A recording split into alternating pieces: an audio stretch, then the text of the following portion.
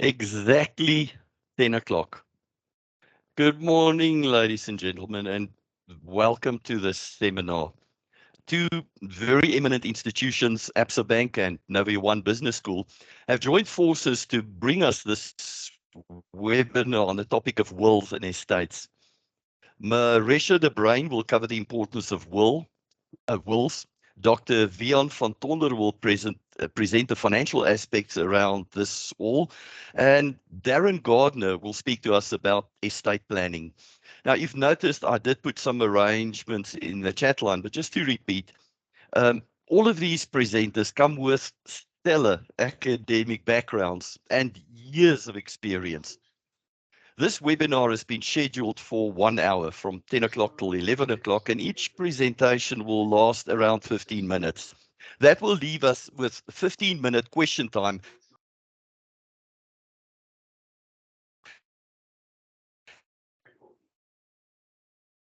Morning. Good morning, all. Good morning, Lisa. Morning. Did we lose Andre there? Can anyone else still hear Andre? No, I can't hear. Okay, No. so it's No, we not can't. me. Andre, are you still there? Okay, so guys, in the interest of time, we're going to go into our first presentation. I think we've lost Andre there, so we can continue. I think we know who's up next. So enjoy the webinar. We are looking forward to getting good and sound advice and techniques on what to do with our wills coming up.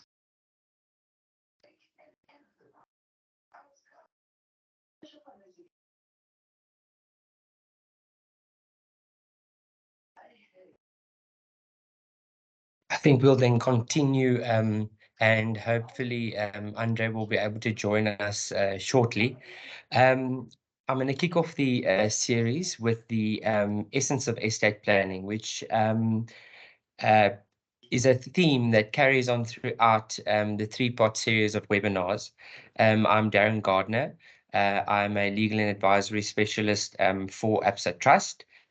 And Absa Trust would like to extend a very warm welcome to all of our viewers. In this three-part series of webinars, we will be unpacking the reality of what estate planning is and how it impacts our clients' lives from cradle to grave, with a primary focus on why Absa is the solution to these matters. In recognition of Wills Week, Absa is offering access to our expert legal specialists and learned will drafters at no cost to our clients until the end of September 2023. Absa is cognizant of all religious beliefs, and this offer includes Islamic wills, which is approved by Absa's very own Islamic board. My colleagues will unpack various issues relating to liquidity in an estate, why a will is of essential importance, the roles that trusts play in the estate planning sphere, and finally, the process that occurs when a client passes away and the estate administration process is executed. Some important points to remember is the following. Do you know that it is important to have an estate plan, and that plan should be revised and updated on a regular basis, preferably annually with your financial advisor? The reason for this is that your estate plan should change with your life events so that you can ensure that your assets that you've worked so hard to accumulate during your lifetime are protected as best as possible and are preserved for your family and loved ones. Estate planning can be an extremely complex process, hence the need for support from and advice of capable and experienced professionals. It is a common misconception that only wealthy people should have an estate plan. Everyone with any assets and or minor children, mentally disabled family members should have one. The objectives of an estate plan is very simple. The overall objective is to ensure that your wishes are carried out when you pass away, and to ensure that you avoid adverse consequences for your heirs. It allows you the opportunity, for example, to decide who should be the guardian of your minor children should both natural guardians pass away, i.e. both parents. Estate planning also reduces the chances of family squabbles, as the executors have to carry out your wishes where possible. A comprehensive estate plan should provide for 6 essential points. The first thing is asset protection, and that is, are my assets going to be ring-fenced and protected from external parties that could manipulate or influence my family members? Where I have joint assets, for example, a joint bond, have I covered my liability in the share that I have with my spouse or my business partner to ensure that that burden does not become theirs or that that asset needs to be sold? Number 3 would be asset distribution. And this is, of course, the structure that a will takes care of, and providing guidance in terms of the structured distribution of tax assets tax efficiently, and securing the family's future. Number 5 would be the cost implications of dying. We all know that there's only 2 certainties in life, that's death and taxes. And these are calculations that should be reviewed each year, which take into account the executive fees applicable to your estate, if any estate duty or estate tax is payable, and lastly, whether capital gains tax is applicable to your individual scenario. Number 6, all existing documents such as trust deeds and wills should be reviewed, and if necessary, you must redraft and amend these documents. You should also review your portfolio of life policies and investments to ensure that these cater for the agreed estate planning objectives. The overall objective being that there is financial wellness, and that goes hand in hand with what we call estate planning. This plan should also include a full needs analysis. And when I say needs analysis, I mean how much will my spouse or my kids need each month in order to survive should something happen to me. If that conversation hasn't taken place with your financial advisor or with a person that has provided you with a will and an estate plan, please do come and see ABSA, and we will ensure that a full needs analysis and estate plan is carried through to determine that there is enough liquidity in your estate to cover your liabilities and the costs that I mentioned earlier on.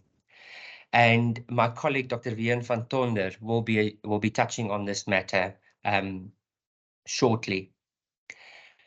Some essential questions to cover when dealing with an estate plan is, are you concerned about whether or not your heirs have the ability to manage the wealth or the asset accumulation that you have created?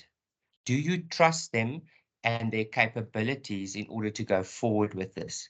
Do you trust them not to be influenced by external parties? And if not, there are certain structures that can be put in place.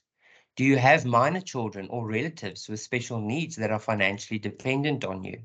That is an extremely important aspect of estate planning, where minor children need to be catered for to ensure that assets are dealt with in an efficient manner and with a fiduciary responsibility.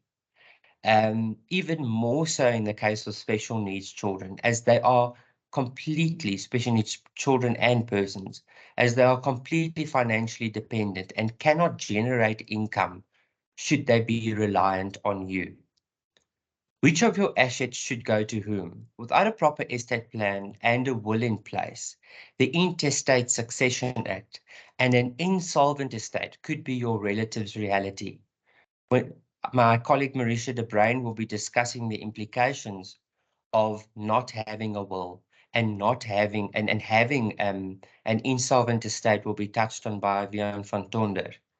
But what we have to understand is that where the Intestate Succession Act falls in, we have relatives that could be inheriting whom you do not wish to inherit. And an insolvent estate in our case could be that there is not sufficient cash to pay the liabilities, to discharge the responsibilities that you have, the financial responsibilities that you have. Do you have any existing maintenance orders in place from previous marriages? Your marital status is the starting point of any estate plan. Should you have a business or any other structures in place, such as trusts? Are these catered for in your will and estate plan, which we'll be unpacking in the next series on the 11th of October, which will be posted on LinkedIn, so please look out for that. I'm now going to hand over to Andre. Hopefully he is back with us. Thank you very much.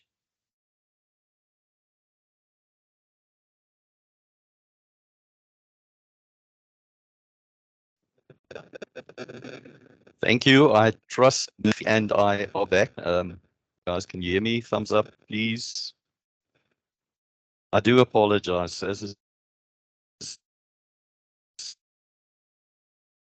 said earlier on, the whole of Boksburg seems to have a problem, and my connection is not that well for handling that, so straightforward and it's such a Sure, Andre, you are practical breaking manner. up so badly. We can thing barely that we're hear talking you. about is inevitable, and yet people try to avoid it. And issues just drop me. That I'm sorry, Renee. Andre, you we rather can't hear you. please Hey? take over? I don't want to Thank mess up. you. Renee Not a problem. or Not a Marisha? problem. You Marisha, know, we live in please. a digital age, right? Fantastic. Guys, we apologize for that. Thank you very much for the lovely presentation. We are actually going to move on now to Dr. Wiaan van Tonder. Wiaan, it is Wiaan next that's going to speak, right? Hi, So I'm Renate, taking it's over Marisha for de Bruin here. I'm going to be Marisha. doing- Thank you. I'm going to be doing the next topic of this series. Thank you very much. And thank you for the introduction, Renate. Ladies and gentlemen, good morning and a warm welcome to you all. I'm Marisha de Bruin. I'm a senior fiduciary specialist at Absa Wealth, and I will be with you for the next 15 minutes.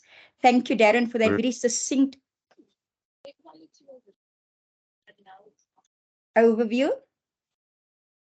Can I please ask that all the attendees please do put yourselves on mute so that the entire audience can hear me clearly. Thank you, ladies and gentlemen.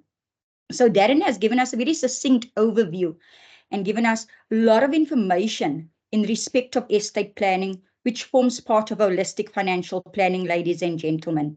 Darren has also indicated to us that within the Absa Group, we've got a group of experts and professionals that can assist you to create wealth, to grow your wealth, and that can also assist you to protect your wealth, ladies and gentlemen.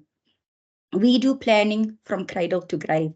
Now, Darren has also indicated that when we do estate planning, then there are various components that we must consider.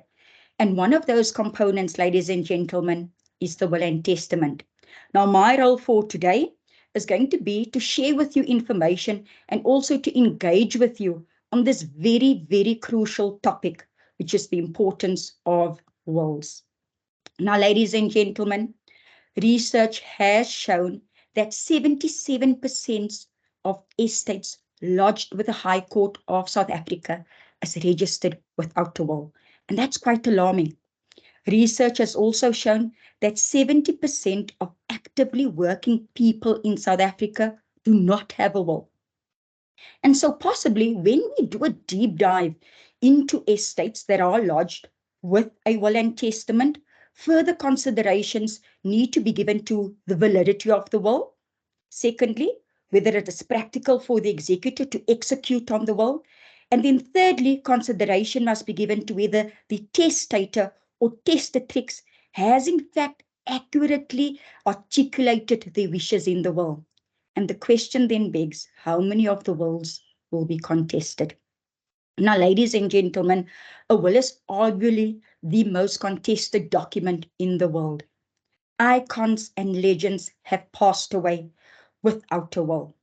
The late Abraham Lincoln, 16th President of the United States of America. And then when we bring it a little bit closer to home, the late baby Jake Matlala. Ladies and gentlemen, icons and legends that have passed away with a contested will, the late Michael Jackson.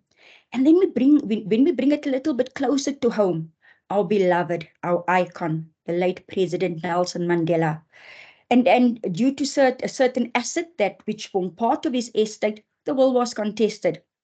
Now, ladies and gentlemen, when we have a will drafted, there are many pertinent considerations which should be considered and we should be taken into account. Now, I've got 15 minutes with you, and I'm not going to be covering all of those considerations. So the list that I am going to be covering today is not an exhaustive list, and I know that there are quite a number of other considerations that must also be taken into account. And hence, it is so very important then when we have our wills drafted, that we do get expert advice and we do get guidance in terms of the clauses that we need to put into our will, taking into consideration our personal circumstances. Now, these pertinent considerations that I have just referred to, one of them is our marital regime. Now, in South Africa, ladies and gentlemen, we've got a bouquet of marital regimes, and each of these regimes will have an impact on our decision on how we distribute our assets on death in our will. The first marital regime, a marriage in community of property. And in this regime, the spouses own assets and they share liabilities between each other equally. And most of us know this marital regime. We usually refer to it as the 50-50 marriage. The next one, ladies and gentlemen, is a marriage out the community of property without the accrual, also known as marriage with antenuptial agreement without accrual. This marriage works on the premise, ladies and gentlemen, that each spouse owns the assets independently from one another as well as their liabilities.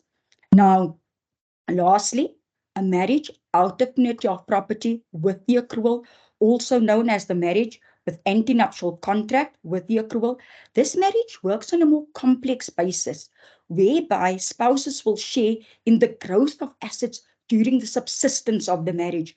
Now, again, I do want to refer you to the fact that even when one enters into a marital regime, then it's extremely important that special advice or guidance is provided to oneself in terms of which marriage is probably going to be best in your specific instance and in your specific circumstances.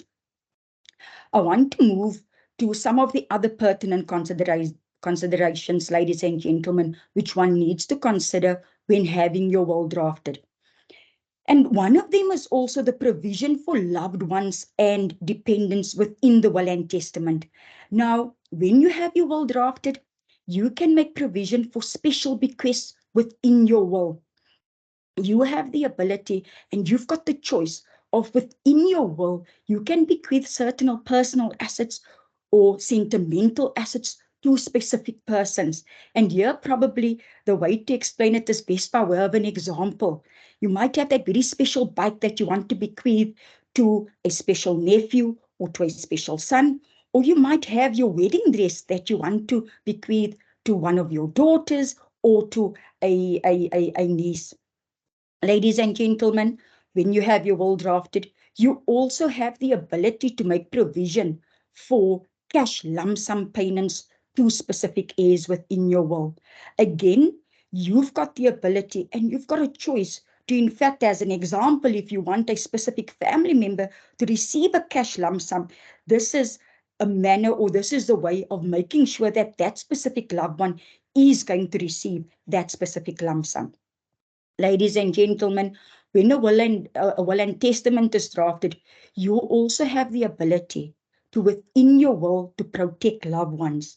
Now, when you have a will drafted and expert advice is given to you by a professional person, then you also have an ability, or you've got the option of creating specific structures within your will.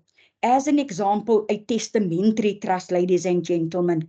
Now, this type of structure can be noted within the will, And this specific structure, ladies and gentlemen, is usually used in the case where you've got minor children and you want to bequeath assets to those minor children, ladies and gentlemen. If a testamentary trust is not created within the will, then there is unfortunately the possibility that those assets will be kept in the guardian's fund, which is a government institution for safekeeping until the minor child becomes of age. However, at that stage, the child might not be financially astute. Now, my colleague Lusandri is going to be having a discussion around testamentary trusts in a more detailed fashion within the next series. Ladies and gentlemen, the other way of also protecting or putting protective clauses within your will is that you have the ability to nominate a guardian within your will for your minor children. And this is obviously in the absence of a natural guardian, so that you can at least guide the High Court, or the High Court will at least know what your wishes are in terms of the appointment of a guardian for your children. And this is extremely important because they're the upper guardian of all children. Ladies and gentlemen, you also have the ability of putting in clauses within your will to ensure that assets are going to be protected. You've got a choice of what we would call creating limited rights within your will. And for this specific consideration, ladies and gentlemen, again, I think it's probably best explained through an example. And yeah, I would like to give you the example of a husband and a wife and a child, and the husband wants to bequeath his property as an example to the child, but he also wants to make sure that his wife going to have a lifelong usufruct, or is going to be able to live in the property up and until her demise. So the husband in this specific instance can put in a clause in this will to this effect. Ladies and gentlemen, you also have an opportunity to create a legacy within your will. And when I say this, you do have an option within your will also to bequeath assets to a structure which is called a living trust, or what we would call an inter vivos trust as well. And when you do this, you can do it possibly in a manner that your children, grandchildren, great-grandchildren can still have the use and benefits of the assets that you are transferring to this trust, ensuring that they are kept intact, protected, and possibly even multiplied. Again, ladies and gentlemen, the living trust or the inter vivos trust is going to be discussed in more detail by my colleague Wendell within a next series as well. Now, Darren has also indicated to you, if you do not have a will, then the Intestate Succession Act will apply to your estate. And what this means is that the Act has a specific format that is used to determine who the beneficiaries of your estate is going to be. And I usually refer to it as almost looking at it from a family tree perspective.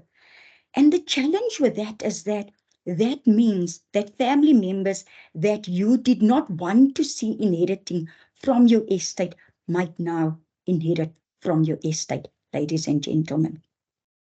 I then also want to move on to clauses within the will, and how important it is that when we have our wills drafted, that clauses that is noted within the will is not against public policy, ladies and gentlemen, unconstitutional or impractical, because this could create the possibility of the will being contested.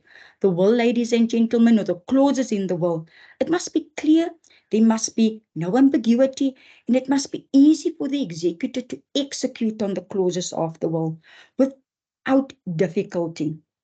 It is also suggested, ladies and gentlemen, that the executor that is appointed within your will is skilled, seasoned, and knowledgeable in his profession and knows how to wind up estates. Again, my colleague Gary is going to be speaking to this topic of the appointment of executor in a will.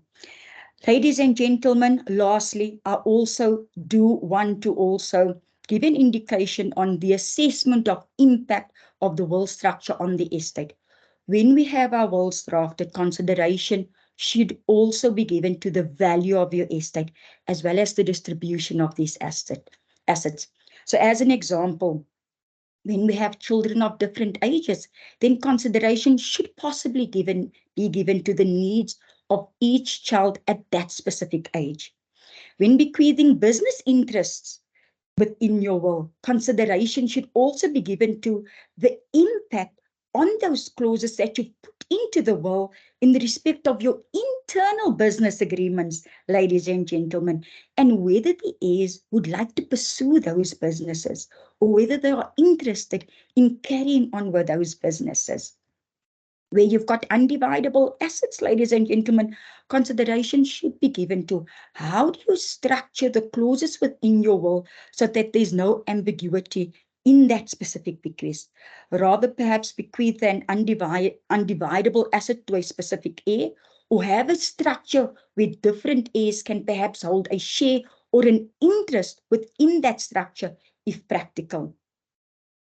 Now, when bequeathing personal assets, consideration should be given to the specific heir, the type of the type of asset that you are bequeathing, and also sometimes cultural practices if required, so that family challenges are minimized, ladies and gentlemen.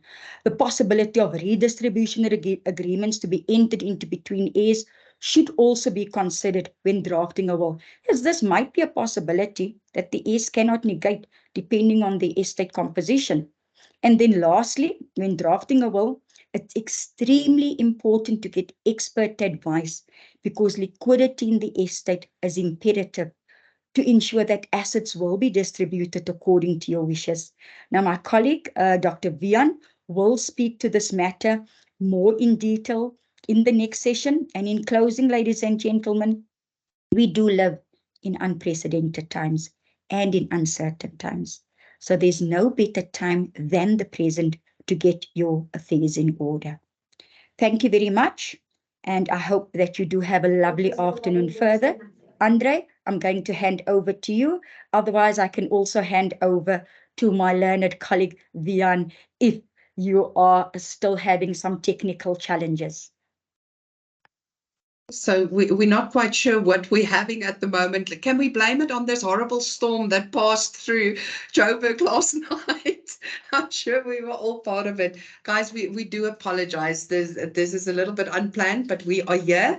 So before we hand over to Vian, I know we have questions right at the end. However, Mersha, the questions just kept on popping up as you were talking.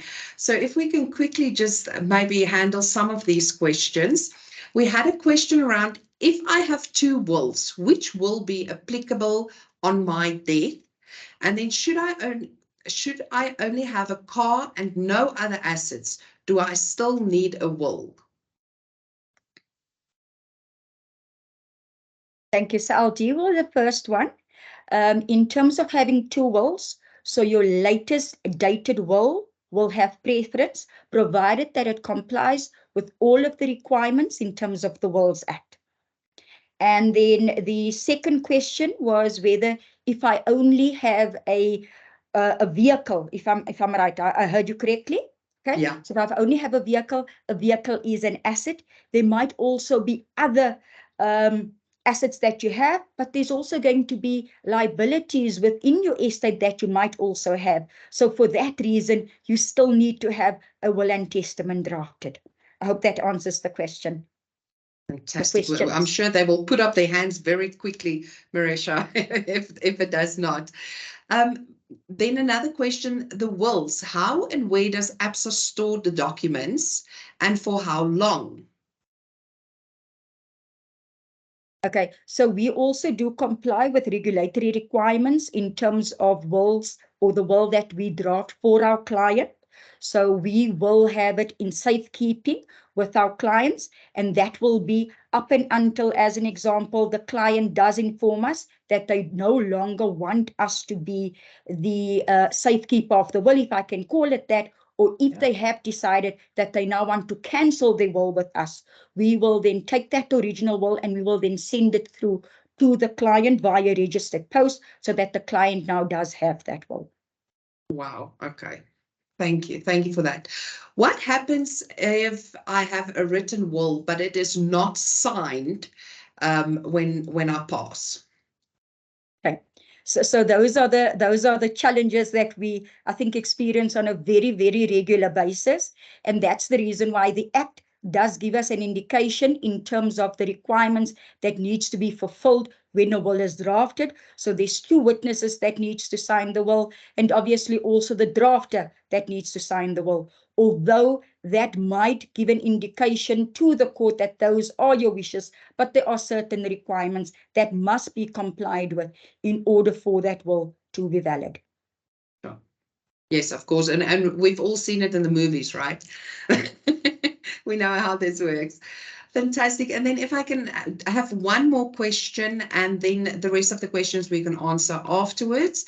What happens when I die? Does the family go to ABSA? And what is the process and the cost from there? What percentage of fee does ABSA take on this? So this is a very personal question. So within ABSA, as Darren has indicated, and I've also indicated, we've got experts that take you through the entire process, and we also take the testator through the entire process when a will is drafted with us in terms of what that process is going to be, so that the testator or the testatrix has peace of mind that when life happens to them, that their family is going to be taken care of. So in terms of the process, the next of kin will then contact, as an example, the financial advisor, or they will contact the legal advisor, and or the legal advisor specialist, or myself, the senior fiduciary specialist, and we will then put them in contact with our team at ABSA Trust to take them through the entire process in respect of how we are going to be managing the winding up of the estate. Marisha, thank you very much for that. Much appreciated. So there's a whole list of additional questions that is shown here. We're going to keep them for our Q&A session at 2:15. And the ones we don't get to, we will email you directly. Neil, Sandra, I see your questions. Anneline, if we don't get time to get through them, we will email them through to you, or the answers then afterwards. So Dr. Vian van Tonder is going to come and chat to us about taxes and fees and estates. So Dr. van Tonder, if I can put you on the word, and you can hear I'm very Afrikaans. Van Tonder, that's how you actually say it. Fantastic. Please enjoy the session, guys. Thank you, Reinette. Good morning, everyone. Like Marisha mentioned, my talk is on the importance of liquidity in an estate. So I would say the primary goal of estate planning is to make sure that there's enough liquidity in a person's estate. So what is estate liquidity? Estate liquidity means that there's sufficient liquid assets, such as cash, life cover, or investments, to cover all debts, taxes, costs, maintenance obligations, and bequests in your estate. So I will discuss these points in more detail later in my talk. An important question that you might want to ask at this stage is, why is liquidity so important? The answer is, having enough liquidity in your estate will ensure that your heirs will inherit according to the will and the wishes of the deceased. If there is insufficient liquidity, then the way the heirs will inherit and what they will inherit will be a totally different story. If there is insufficient liquidity in your estate, your executor will be forced to sell assets intended for your heirs. The problem is that in many cases, families own unique assets with sentimental value to them. For example, a client with a primary residence, they've lived in that primary residence for 40 years, and maybe one of the children want to inherit that property. Maybe a holiday home, maybe a farm that's been in the family for many years. Maybe a family business where there's 15 people employed that's been working in that business for many years. you don't want to sell these assets. You want these assets to remain within the family for future generations and not be sold, not be forced to sell these assets because of the liquidity problem. It's important to note that estate liquidity does not mean estate solvency. So let me give you an example. Let's say you have a 2 million rand house with a 1 million rand debt on that house. Is that estate solvent? Yes, it is. The assets are more than the liabilities. But is that estate liquid? If you bequeath that property, leave that property to your children, that property, because the estate is not liquid, the property will have to be sold to cover that 1 million rand debt and other costs that I will get to later. So let's have a look at the first cost, the first point that I raised above, debts in an estate. So for most people, debts in an estate will typically be their house bond and their vehicle finance. Other costs that one might not consider is pre-death medical expenses that was not covered by your medical aid. For example, in practice, I've seen a client with 800,000 worth of bills that was not paid by his medical aid.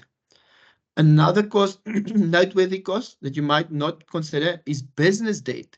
So, for example, the deceased signed personal surety for his business. Then he died, and let's say at that time the business is in arrears with his monthly payments. The creditor or the bank can then, because of the personal surety, claim that 1 million rand or 2 million rand from the estate.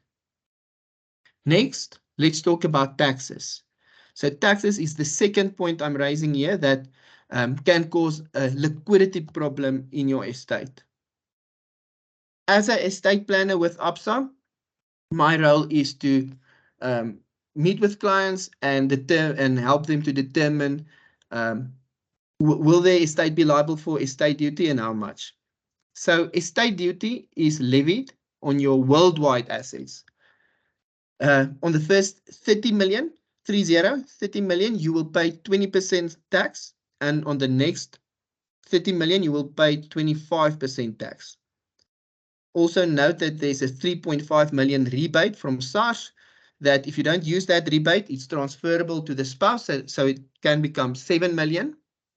And also note, if you bequeath to a spouse or a public benefit organization, that will be exclusion for estate duty purposes. Also, certain business assurance policies are excluded. So the consequence of a 25% tax means that if you sit in front of a client with 100 million rand estate, that client will ask you, Mr. Estate Planner, does this mean SARS will take a quarter, which is 25 million rand worth of my estate? And unfortunately, you will have to answer the client that no, I think it's actually going to be more. It can be 30% or even more. Because the important point is also, I mentioned estate duty as a tax, but there's also capital gains tax payable at death. Death is a trigger event for capital gains tax. So for example, in that example, if there's 100 million rand, part of that 100 million rand estate might be a business of 50 million rand. And that client started that business, he will have to pay capital gains tax, estate duty, but also capital gains tax on that business. Let's now move to the third point, which is estate costs. There we can mention that estate will be responsible for paying executive fees. Executive fees are currently prescribed at 3.5% of the value of the estate. Other costs include bank charges when administering the estate. You don't pay transfer duty in an estate, but you do pay the attorney's fees, the conveyancing costs. You pay cancellation fees, you pay advertising costs, and you also pay valuation fees. Now, on a valuation fees on a property, might be 2,000 or 5,000 along those lines. But if there's a business or businesses in the estate, A valuation on a business can easily be 20,000, in the range of 20,000 or 50,000. Next, I've now covered the debt in estate, taxes in estate, other estate costs. Let's look at maintenance of a surviving spouse. If the deceased did not leave enough assets to his spouse in his will, his spouse may have a claim in terms of the Maintenance of Surviving Spouse Act. Let me give you an example. So suppose husband dies and leaves all his assets, including his house, to his trust. And let's now assume that the spouse is not a beneficiary of that trust. The wife subsequently claims in terms of the Act. And she is awarded 20,000 Rand per month for 10 years with an escalation of 6%. That means that that estate, there will be a claim against that estate of 3.2 million. So as an estate planner, I will sit with the client. They will tell me their wishes. They will tell me that according to my will, I want to do this and bequeath my assets only to my trust. And I will then have that discussion with one of my financial advisors with me, with the client, to tell them, okay, but this will have, there might be a possible claim against your estate. And what are we going to do about that?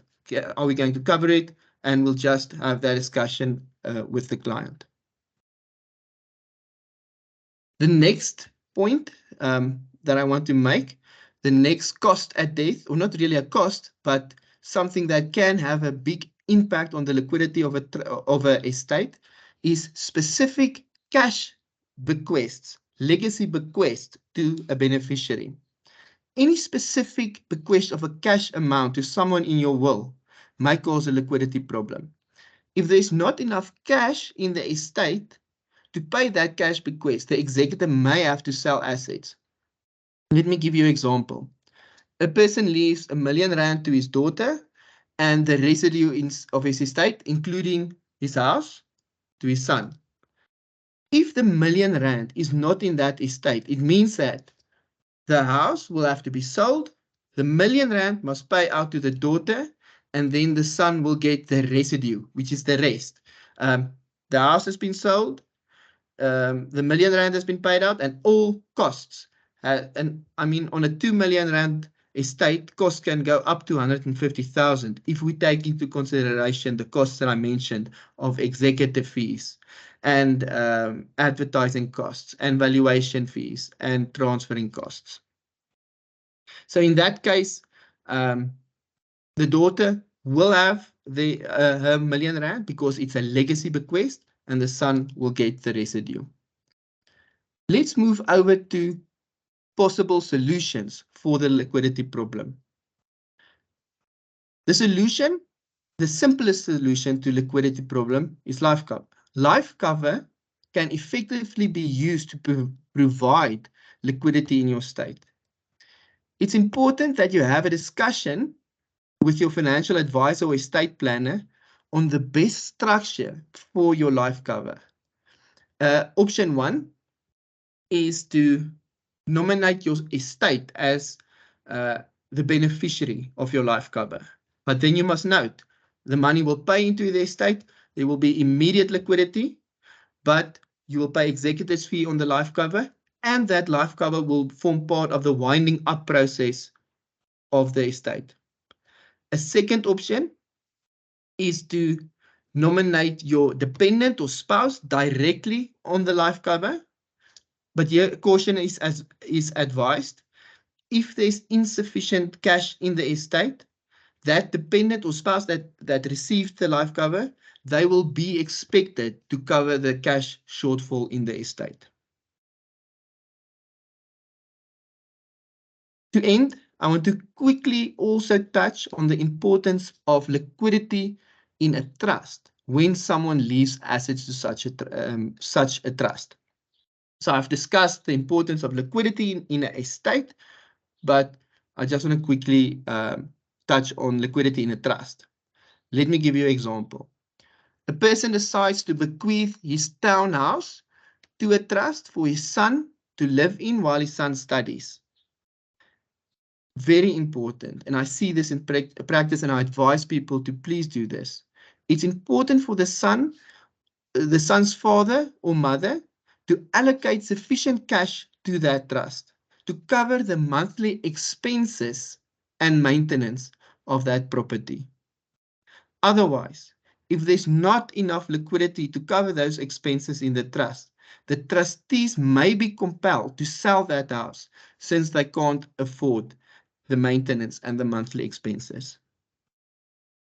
Thank you. That's all from my side. If there are any questions regarding liquidity, please let us know. Please let me know. Thank you. Dr. Van Tonder, thank you very much for that presentation. Much appreciated. I think it was very insightful. I see that Darren is busy here on the chat. He is answering all the questions that he possibly can. Darren, we appreciate you, and we appreciate the responses that you've given to the participants. So there's a couple more questions. I'm going to read them out, and then from the panel side, if you can answer where it is directed at you, you can just unmute and answer the questions. So I have Abigail asking, please explain the minimized estate duty taxes for an asset value above 3.5 million. I think the the question in itself there would be the abatement that is applied upon passing away. So the 3.5 million is an amount that any living person can leave to another person or entity other than their spouse, tax or estate duty free. Okay. Should a spouse leave everything to their spouse, it would then be estate duty free. So that 3.5 million is the abatement that is applied before estate duty is taxable where an asset has been left to someone other than your spouse. Fantastic. Thank you very much, Darren. Our next question, does or can a will incorporated in South Africa also include offshore assets? Or would a separate will incorporated in the offshore jurisdiction, I'm Afrikaans, so if I mispronounce words, do not laugh, take precedence or be required? Hi, perhaps I'm going to take that question. Thank you, Marisha. Yeah, I think this is very personal and circumstances is going to be different. And as we also know, each jurisdiction have their own rules and regulations. So it's very important that in a situation where a client or where a person has properties and or assets immovable, be it immovable or movable assets in a different jurisdiction, that specific advice is obtained in terms of the jurisdiction that they are in order for us to give them expert advice in terms of whether a offshore will is going to be required or not. So I think it's very important that the person, perhaps if they need to get into contact with an expert in order for them to give an indication of what their specific circumstances are. I'm welcome for my other colleagues maybe to comment on that matter as well, Darren or Vian. Thank you, Marisha. So maybe in the same line, maybe on another point, but just so a lot of South Africans are living overseas. They still have assets in South Africa. They don't necessarily have assets overseas, but they're living there for some time, and they email us. They want to draft a will. We do a Teams meeting. We do the will, and we send that will to them. Very importantly to note, that will must be signed at the South African embassy in that other country for the will to be a valid will. Just important point that I wanted to make. Interesting. Thank you. Thank you, Vian. Then we've had a question, will the recording be made available? Yes, it will. We will share it with you guys afterwards. Shanine, what happens if you cannot produce the original will as the attorney's firm holding the original no longer exists? I had a copy of our joint will, but when my husband passed away, it was treated as a interstate estate.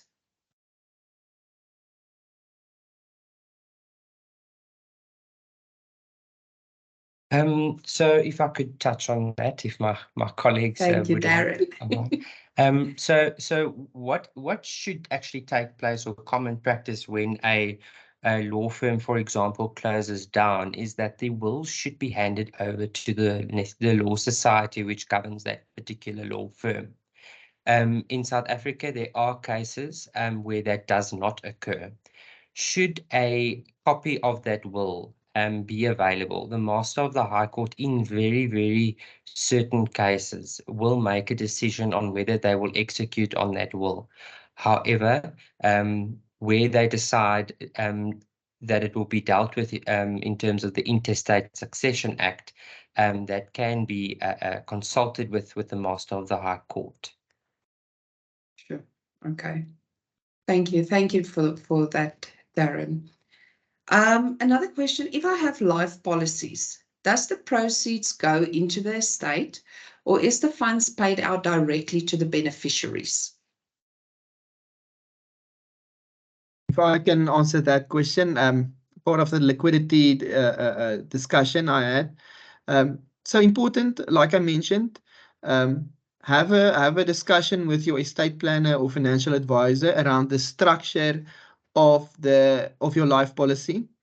If you already have a trust, there's a couple of people you can actually nominate on your life cover. You can nominate your estate. I mentioned that. You can nominate a spouse or a dependent directly. If there's a trust, you can nominate the trust. You can nominate your children, but that's also a discussion that we had where we said, should you really nominate minor children on a policy? So very importantly, have that discussion with the financial planner to see what is the best structure for you regarding your life cover. If there's no nomination on your life cover, it's going to pay to the estate. Fantastic. Thank you, Vian. So I think that basically answers the next question. Can a trust be nominated as the beneficiary of life cover? I think you just mentioned that as a yes. Is it better for each spouse to have a separate will as opposed to having a joint will? Now you're getting involved in marital advice. Please tell us. So this is a common question that comes up in, and I think Marisha will be able to comment on it as well. It is the preference of the client, what they would prefer.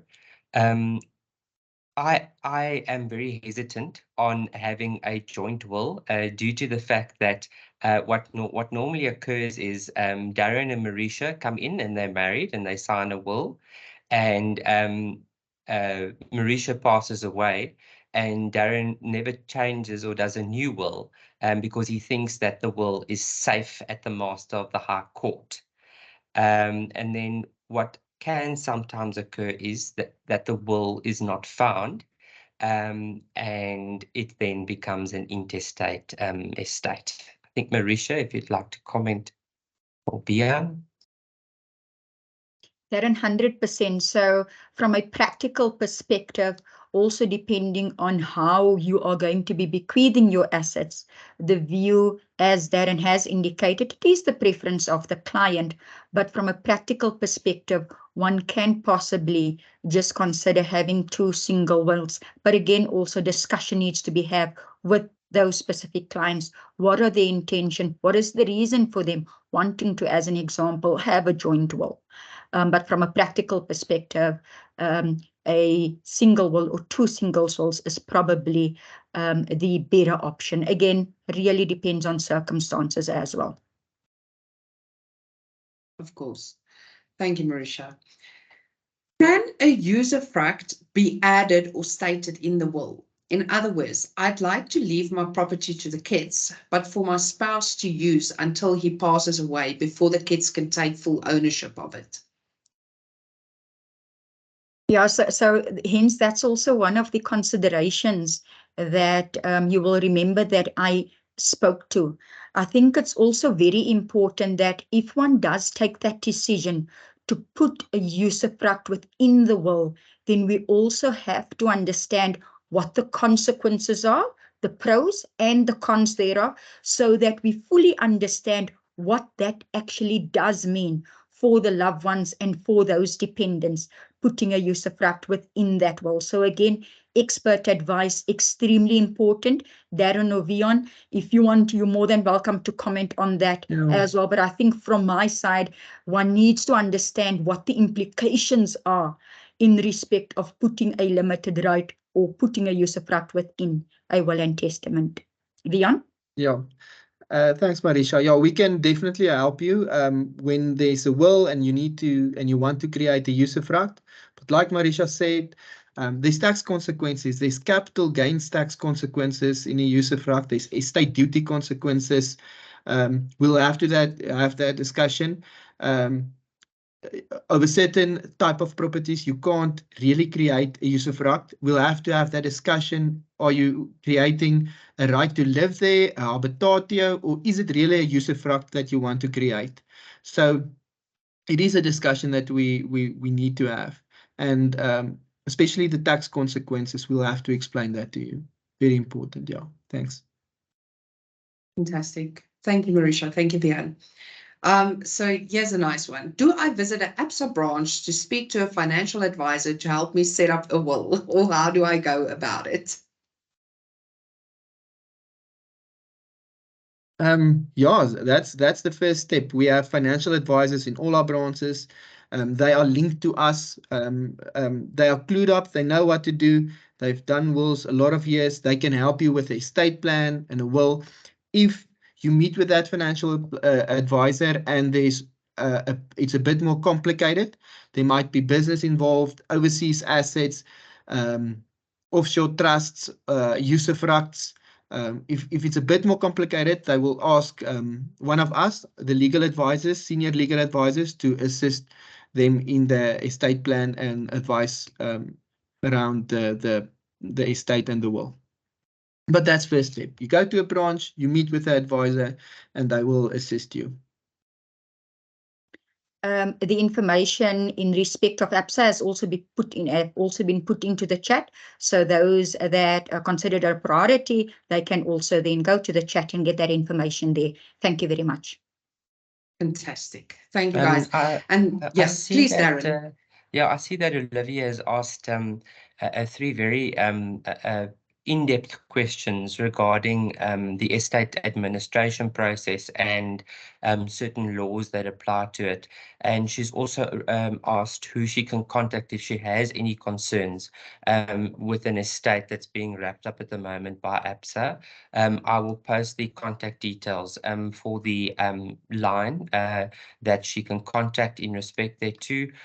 She's also more than welcome to contact one of us in order for us to put her in contact with the correct people who are administrating the estate. Thank you. Fantastic. Thank you so much, Darren. Yeah, then to our participants in our panel, I would like to say thank you for a very insightful session. Definitely from my side, I can say that I've learned a lot. I absolutely love this whole story of you have to go to an embassy and sign your will there and be like all important to make sure that your assets are distributed correctly in South Africa. Yeah, a lot of insightful information. I also want to say to the audience, guys, please, if you have another question, you are welcome to email us. We will also send it through to the correct people, but then the contact information is actually posted in the chat, so you can contact ABSA directly as well. Darren, Marisha, and Tian, thank you, Vian, sorry, thank you very much for doing this session for us this morning. We have our next session coming up on the 11th of October, which will be series 2, all around trusts. So please join us again. I'm sure it will be as insightful as today. And then go and enjoy the rest of your day. And thank you for joining us at Novia One Group as well as at ABSA. Rita, you have your hand up? Apologies, I wanted to react and say thank you. Oh, I'll wave back. Thank you. We know those. Fantastic. And then let me just see, I saw another hand up. Am I missing any hands? No, I think everyone's Sorry, you just might- trying to give you yes. guys. Sorry? Sorry for interrupting. You might not be missing a hand, but I do know that some of the audience members have asked where will they be able to find this recording. I'm not sure whether it has been put into the chat, but perhaps you can just give them an indication on a link, if there is such a link, please. 100%. Marisha, thank you very much. I actually first want to ask something. Participants, I'm happy to share the recording with you if all of you will switch on your cameras so that we can take a picture for social media. Please, can everyone quickly switch on their cameras? Maybe Liesel, if I can ask you to stop sharing from your side and we can see the full house that we have today. We still have 213 participants on. Mersha, Vian and Darren, we had 263 participants on today. So I think you've reached a decent audience. Look at all the faces. Hallo, Bota. I see you right in the middle of my screen. Hello, guys. It's so nice to see all of you. Oh, goodness, my eyes can't go fast enough to all the names. So, Liesel, Bianca, Verity, are you happy with the screen? Have you taken your screenshots? We will tag you guys. We will share it on social media. And yes, of course, the contact details are in the chat if you want to speak to ABSA directly. You can also email us and we will pass the information or the questions on to the right people. And then the recording will be shared in the link, but in the chat. But Bianca or Liesel will also send it out with a little thank you note afterwards if you want to go through the recording again. Hello, Neil Heslop. I haven't seen your face in a long time. Nice to see you here. Natasha, Carl, Yissi. There's a lot of familiar faces on here. Nice to see you guys. Thank you for switching on and then enjoy the rest of your Wednesday. We'll see you on the 11th of October. Thank you Bye. very Thanks, much. guys. Thank you. Bye. Bye. Thank you all. Bye bye. Bye. Thank you. Bye.